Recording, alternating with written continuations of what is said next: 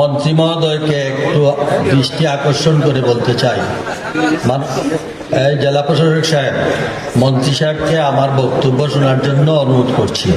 আপনি আমার বক্তব্যটা শুনেন। আমরা প্রায় শুনি আমাদের এখানে শিক্ষার হার ডে বাই ডে নিম্নগামী, আমাদের এখানে রেজাল্ট ভালো হয় না, ইত্যাদি ইত্যাদি দীর্ঘদিন যাবত। আদৌ কি শিক্ষা মন্ত্রণালয় এই অঞ্চলে বাচ্চাদের দায়িত্বটুকু আছে সেটা পূরণ করতে পেরেছেন কিনা, সেটা আমার আজকের দিনের প্রশ্ন। দ্বিতীয়ত হলো, আমার এই জেলায় বেসিক যেখানে প্রাইমারি স্কুল, সেই প্রাইমারি স্কুলের 850টি পদ শূন্য রেখে কিভাবে এই এলাকার শিক্ষার মান বাড়াতে পারে আমি জানি না। আমি জানতে চাই এই 850টি পদ কবে পূর্ণ হবে। 2 নম্বর হচ্ছে এই মাধ্যমিক উচ্চ মাধ্যমিকের প্রধান শিক্ষক সৃষ্ট পদ হল 50টি, এখানে শূন্য পদ 50টি। নাউজুবিল্লাহ।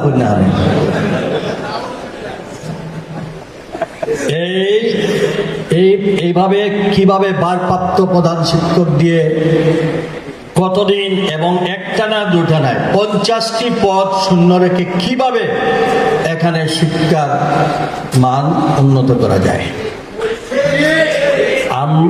এরপরে মাধ্যমিক শিক্ষা অফিসার 40 জন থাকার কথা, এখানে মাত্র 29 জন।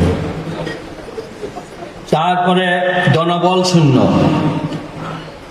তো প্রধান শিক্ষকের স্বয়ং প্রধান শিক্ষক যদি এই না থাকে তাহলে বাকিটা তো আর কি বলবো আমি। উপজেলা মাধ্যমিক শিক্ষা অফিসার 40 জন থাকার কথা, মাত্র 6 জনদের দিয়ে 40 জনের কাজ কিভাবে সম্পন্ন করা যায়। আমি জানতে চাই শিক্ষা মন্ত্রণালয়ের ডিজি, শিক্ষা মন্ত্রণালয়ের সচিব, অন্যান্য যারা দায়িত্বশীল নেতৃত্ব যা আছেন কর্মরত, তারা কি এই বিভাগের শিক্ষা প্রতিষ্ঠানের যা বাইরে এলাকার মানুষ শিক্ষিত হোক সেটা চান কিনা আমি জানি না। আমি মনে করি এটা বৈষম্যের শিকার। আজ পর্যন্ত কোনো বিগত 17 বছরে এটা কোনো খেয়াল তো হয় নাই। আমরা খালি উন্নয়ন, যে উন্নয়ন হলে পরে জাতি উন্নত হবে, সেই উন্নয়নকে বন্ধ রেখে কিভাবে আপনার উন্নয়নের চিন্তা করেন।